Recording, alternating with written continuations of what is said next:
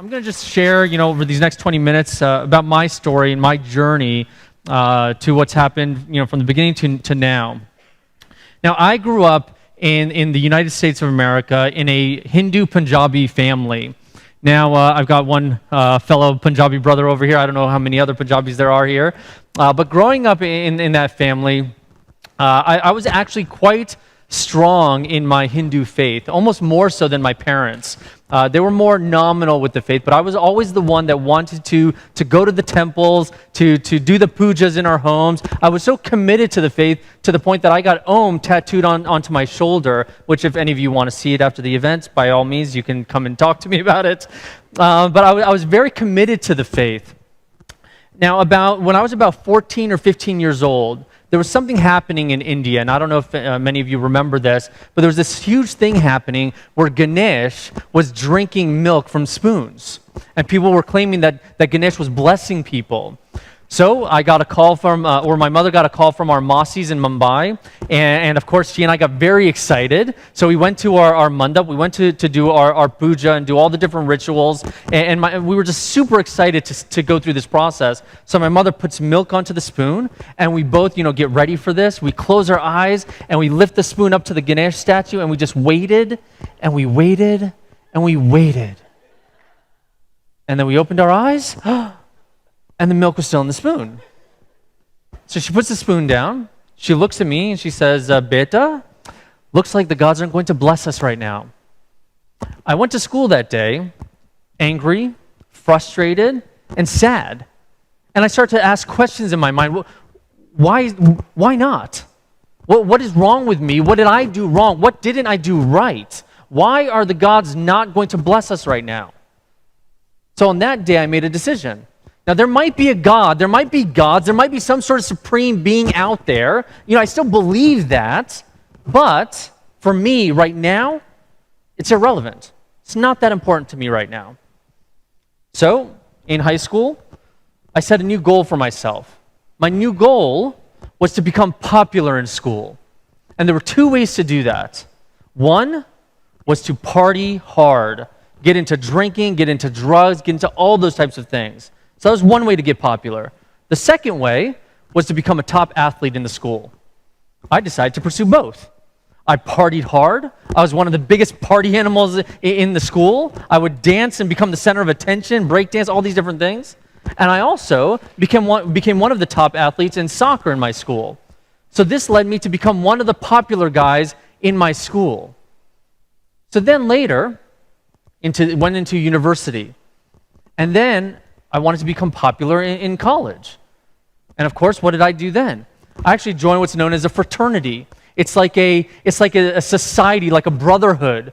And what do these people do? Well, they party. And I was actually sick of the partying. I didn't want to do that anymore. But in order to be popular on campus, I've got to do this. So I did it, and I became popular at my college campus. But I started to get really bored of this. I started to get really bored of the same old partying, the same old conversations. So I decided I'm going to set a new goal for myself. This time, I want to be successful. I want to make a lot of money. I want to be a business person. That was the new goal I was going to set out for. And we all want that to some degree, right? We want success in our life. Now, it was around this time that I met my future wife. Now, my wife is the daughter of a pastor. Now, I didn't even know what pastor was. When I heard pastor, I thought she was saying pastor like a sheep herder or something. I wasn't quite clear on that. But she was a pastor's daughter. Now, she grew up under very challenging circumstances. So she actually kind of went away from the faith to a large extent. She didn't want to have anything to do with the faith. She also wanted to pursue success. So she and I get together, and to seal her fate in this success-driven mindset, she marries the Hindu. So we get married, and we start launching different companies together. Now, in the beginning, we had some failures, but by the time I was 22, we launched our first successful multi-million-dollar internet company. And a couple in their early 20s, what do you expect them to do when they suddenly, achieve success and an abundance of resources? Well, we bought everything we could possibly have ever dreamt of. I started buying fancy sports cars. I started buying jet boats. I started buying different real estate properties. I started buying all kinds of different things. But didn't stop there. I started to show it off to everybody. I started to show it off to my friends, to my family members, to the neighbors in our community. I was showing it off to everybody, and very quickly, we became the center of attention. Everyone in our community, everyone in our circles started to look up to us. People twice my age started to look up to me. And once again, I felt like I made it. I did it. I achieved the goal I set out to achieve. But then, I needed a new goal. You see, I found myself constantly pursuing these different goals. I constantly took the goal marker and started shifting it around. I realized I kept pursuing this because I was never actually satisfied. There was this hunger, this longing that was happening inside me. And I was trying to fill that hunger with my achievements, with my success, with my popularity. And ultimately, I was trying to achieve filling of this hunger with my performance. But every single time, I was left dissatisfied. I was left unfulfilled. And look, we all go through some form of this. You know, every time we hit the goal, every time we reach that goal we're going for, we kind of are left with this, well, I don't know, this isn't enough. I want more than this. Or maybe, you feel bored or restless or unfulfilled, or you start to question and think, well, there's got to be more to life than this. There's got to be something more. I feel like something's missing. Now, for me, every time I went through those moments, I went through what felt like depression or a strong sense of dissatisfaction or a strong sense of unfulfillment.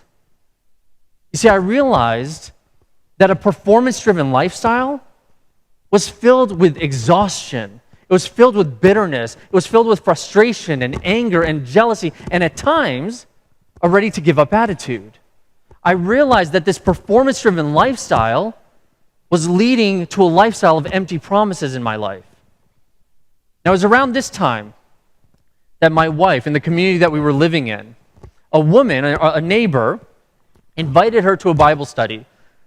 Well, she didn't really want to go, but eventually she decided, you know what, she's a friend. I don't want to offend her. I'll go to the Bible study. And I said, yeah, sure, fine, let's go for it. So she starts going to this Bible study. And that's when God begins to work in her heart again.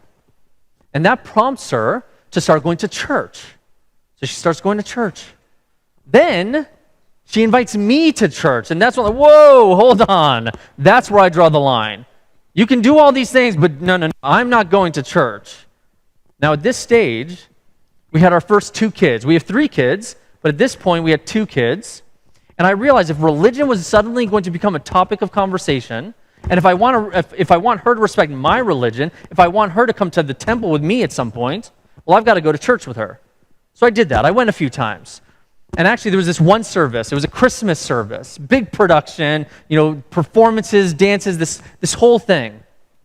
We go to this service, and actually my brother and his wife, who happens to be my wife's sister, did you guys follow that?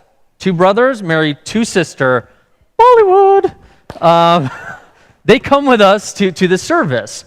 The pastor preaches his message, and at the end of the message, he asks everyone to close their eyes, bow their heads down, and for those of you who accept Jesus as your Lord and Savior, raise your hand high and pray this prayer with me. So, of course, I kept my eyes open. I start scanning the room to see what suckers fell for this brainwash. And I look behind me, and I see my brother like this. Oh, man, I was furious. I was so angry. It was as if he just cheated on his family. He cheated on his roots. He cheated on his religion. Like, how could he do this?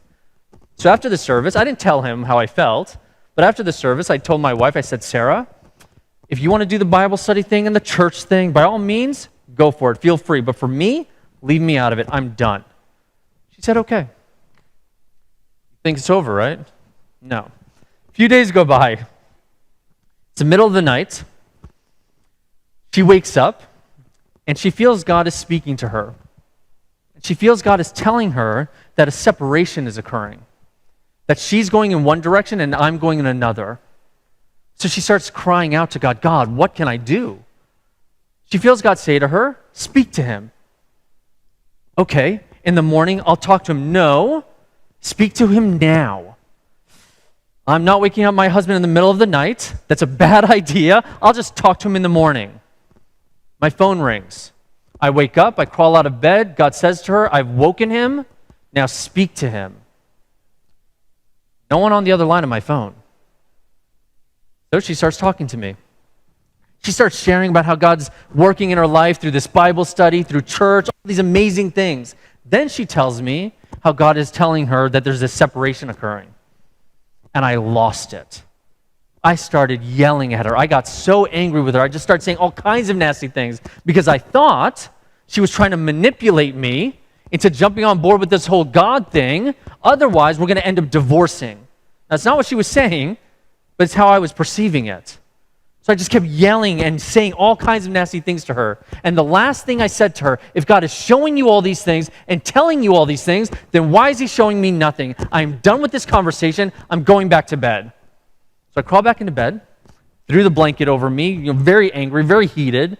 I'm just like, oh, I can't believe this. And that's when it happened. That's when God began to reveal himself to me through visions. Now keep in mind, I was born and raised in the U.S. We are taught to question everything. We are cynical and skeptical about everything. But God is doing something that I just could not understand. He just starts showing me things.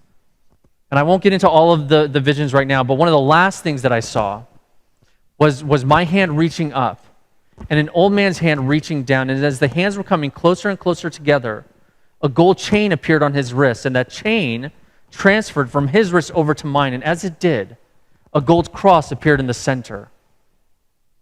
Now, after the visions were done, I looked up at my ceiling, and we had a ceiling fan going as a noisemaker to help us sleep, not for temperature control.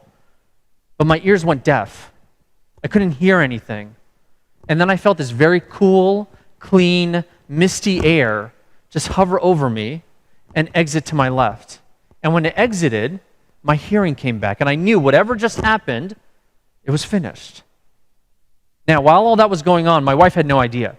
She just got yelled at by me. She's laying in bed crying and crying out to God, and she's asking God, there's got to be something we can do. My marriage can't end like this. God, there's got to be something we can do. I've got plans to do things for you, God. What can I do? And that's when God spoke to her and said, no, it's not just you, it's him. That's when God began to reveal to her how he's shifting my heart of stone and softening it to flesh, and how he's drawing me to him, and how we'd be moving to India. So she was the first person to get the insight that we're going to be moving to India. She's not Indian. She's never been to India. So that was a big shock for her. Anyways, fast forward, next few days, we don't really talk. I kind of just, I'm a little freaked out by what happened. And I'm trying to think this through, but eventually I share what happened with her. And this propels me on a journey to figure out for myself what's going on. Who is this God that's talking to me? This is not something I've ever experienced before, but I believe whatever is happening is real. It's happening. It's clearly something of a supernatural. So what is it? Who is it? I started diving deeper into Hinduism, studying the different Vedic scriptures. I started diving into the Quran because really, I want to disprove my wife. I didn't want her to be right. I was trying to disprove that this had anything to do with the God that she talks about. I was trying to disprove this had anything to do with Jesus, the Bible, or Christianity. But continually, time and time again, as I'm going through this journey over the next few months, God would talk to me in these radical ways. He would do things to reveal things to me about people in different people in my life, about my family members. He would do things to reveal things about myself, about my own heart. There was this one moment, I woke up one morning, and I said, okay, God, I want to know deeply what's going on, but I have a question as well. How do I pray? Like, I grew up doing pujas and doing all the different rituals, but this is different. I don't understand this. So how do I even pray? So I decided that morning to drive to the Hindu temple and to get answers, speak to the pundit and get some answers. So I'm waiting in the queue, And as I'm waiting in the queue, I'm standing next to his library, and I'm looking at the library, and I notice that there's a Bible on the bottom shelf. Thinking, why is there a Bible in the Hindu temple? So I look at it, and I'm contemplating, I'm thinking, should I touch it? Should I not? I don't want to burn my fingers. I don't want to disobey my other gods. Okay, let me just look at it. So I pick it up, and there's an Om bookmark in the Bible. I'm like, oh, okay, God's talking to me. This is clear now. There's an Om bookmark. Clearly, he's talking to me. I open up to the bookmark page, and on the top, it says how to pray. And it was the Lord's Prayer, which was mentioned earlier today. So I read the Lord's Prayer, I close the Bible, throw it back on the shelf, and I run back home, and I just start praying. Now, at the time, I was just repeating that prayer over and over again, because I didn't know any better, but I just started praying that prayer. Through this journey, God eventually revealed to me that we'd be moving to India. Didn't know why, didn't know what we were supposed to do, didn't know anything about that. Just knew we had to go, and I was listening. I didn't care about our businesses anymore. I didn't care about our possessions anymore. All those things for me became very meaningless. All I wanted to do was follow this God that's talking to me. And he's saying, go to India, I'm ready to go. Just didn't know where. So after a family dinner, actually on the way to the dinner, I stopped by our office and I told my wife, I'm going to print out a map of India, and somehow on this map, God's going to tell us where to go. So we drive to the dinner, and after the dinner, we come back, and I just parked the car outside, and I stepped out of the car, and I just start praying out to God, and I feel that God tells me, go back in the car and pray with your wife. Okay. At the same time, God was telling my wife that Rajiv has not accepted him yet, which troubled her because everything I was doing, the way I was acting and talking, everything seemed like I had. So we got in the car. I shared this with her. I told her, what you're hearing is correct. I'm talking to this, about this God as God, but I never said the name Jesus. Not once did I say the name Jesus. So we prayed. I went outside. And at this point, I am crying. I'm just in this desperate emotional state. I'm crying out to God, and I'm saying, God, what is it you want me to do? Where do you want me to go? Just give me some clarity in this. And that's when I looked up at the sky, and I saw a figure come down. Head, shoulders, no facial features, just this bright white light in the shape of a person. And then I saw two hands come out in front, and the hands spread apart. And when the hands spread apart, I could see millions and millions of people in India. And I heard God say that I love you so much.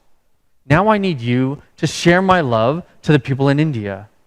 I need you to proclaim the gospel to the people in India. When I heard that, and when I saw that, I realized that this God who's speaking to me, it is in fact Jesus. He is the God, the one and only God, and he's my God. And he loves me, even though I spent my life rejecting him. Even in those short few months, while he was speaking to me, I was trying to reject him.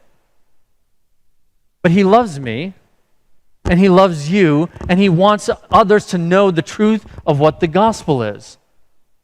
Which is this, that while God designed us and ideated us in his mind, that he has created us in his image. So in a sense, we are good in that way. But we also inherit sin. We also inherit guilt and shame and condemnation. We also inherit corruption. Every good thing we do, everything has been tainted by sin. And we need rescuing. I needed rescuing. He revealed to me the issues of my own heart. Why I was pursuing success, why I was pursuing popularity, why I was pursuing all those things is because I wanted people to worship me. I wanted the glory. But when I see that God is a God who is personal, a God who communicates, I realize how small I was, yet at the same time how special I was in his eyes. So special that he would send his son Jesus to die on my behalf and be raised again so that I could actually have a new, renewed, transformed life. You see, as I look back at my life, I realize that all those pursuits, like I said, was my way for others to worship me, to elevate myself. But today, all I want to do is elevate Jesus in the eyes of people. All I want to do is help others see that the thing we long for, the thing that we're hunting for, that we're searching for, that fills that void, is fulfilled in Jesus. Like I said earlier, living this performance-driven lifestyle, it led to a life of empty promises. But living a Christ-centered lifestyle leads to fulfilled promises. Living a Christ-centered lifestyle leads to a life of peace, power, and purpose. Jesus is the true source of peace and power and purpose. With Jesus, we have stability, knowing who we are, what we were made for, knowing that nothing can ever change the fact that we will never, ever be separated from God, from now and forever. So we can have peace in that. We can have stability in that. And that brings about an energizing power in our life. Not the kind of worldly power that we try to search for through our success and achievements, but a godly power that inculcates everything in our entire being. And then from there, we get to live out our true purposes, the purposes that God designed us for in the first place. So I leave you with that. I leave you with the fact that my life was transformed from a performance-driven lifestyle to a Christ-centered lifestyle, leading me to live a life of peace, power, and purpose that can only come from the true creator and redeemer of the world, Jesus Christ. Thank you.